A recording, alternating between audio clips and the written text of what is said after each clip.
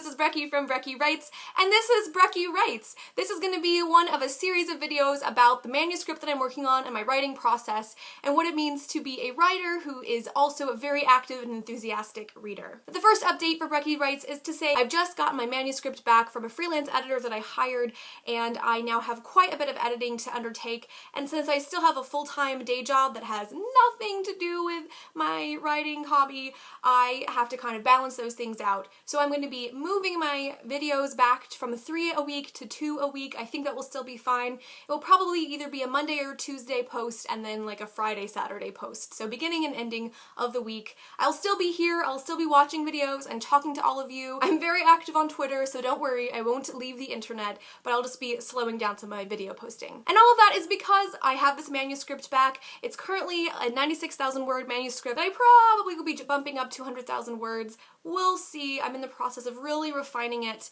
and I have a lot of edits to undertake. So I paid a freelance editor to read it, do some copy editing, catch a lot of the grammar mistakes, and give me feedback and kind of some direction and a little bit of pushing and prodding that my friends who have acted as my beta readers so far maybe haven't been doing because they are nice and they love me.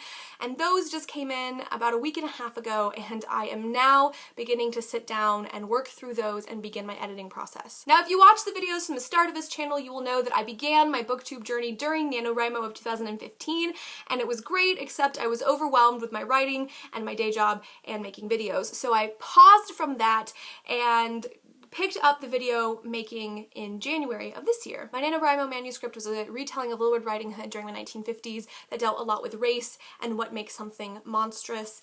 And I honestly have only looked at it once since November because I've been working on this other manuscript for like a decade. This current manuscript is a part of either a duology or a trilogy. I'm trying to decide whether it is best told in 2 parts or 3 parts, and it is about werewolves during the American Civil War. The idea behind this novel is to look at the implications of war on a community and also to look at the, you might say, supernatural effects of violence. I was really influenced to take this approach because I was a teenager during the first invasion of Iraq after 9/11 and had several friends of mine die in Iraq. Also in graduate school, I worked with homeless veterans who suffered from PTSD and addiction, and I am very well aware of how PTSD is actually the #1 killer of our soldiers in the United States. More soldiers take their own lives now than die on the battlefield. And so as we think about how violence affects us in ways that aren't physical scarring but are mental and emotional scarring, I really wanted to incorporate that into a fantasy adventure novel. My favorite kinds of reading are escapist reading, and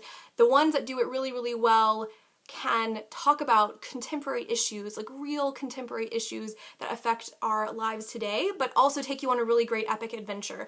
And so my hope with what I'm writing is to combine all of those elements and to create a fun novel that has an adventure quality and an escapist quality, but also speaks to something real that we are being affected by today. The editing process is always fascinating. Most of the good stuff has really come out in the editing, like creating some really fantastic female friendships that didn't exist in the first early drafts, and a more rounded picture of the werewolf community, their myths, their legends, the history of how they came to the United States in the first place, and also the fact that this is a historical novel because in the early drafts, like a decade ago when I was working on this in college, that took place in contemporary America, and I think it fits so much better into the Civil War era. There's enough bit of perspective difference that we can really critique and play with what's going on in history. So my goal for the next 4 weeks, the end of March and the beginning of April, is to really focus on getting these edits done, to really create a stronger manuscript based on these outside edits and a little bit of beta reading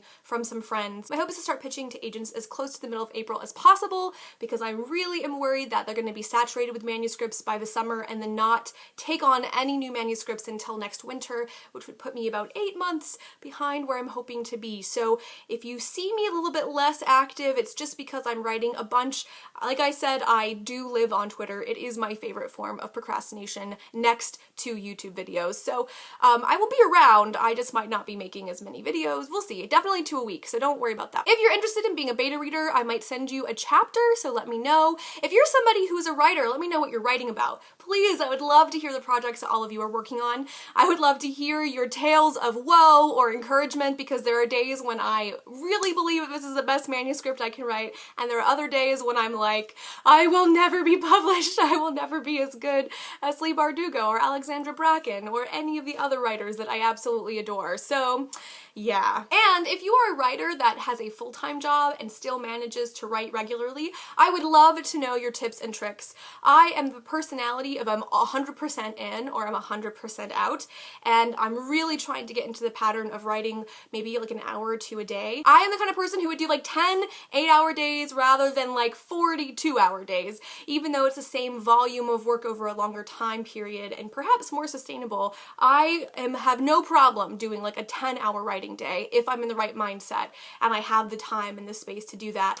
And I actually find it harder to write a little bit every day. So I would love to know, those of you who have been doing that, who've used that method successfully, if you have tips or tricks in order to put me into a good schedule that you would recommend. I would love that. I need all the help I can get at this point. All right, friends, this is a Brekke Writes update on my life and my writing and kind of where I am. If you have some questions, if you're curious about the manuscript, let me know. If you want to see more videos on my writing life, let me know. And I will see you all later. Bye!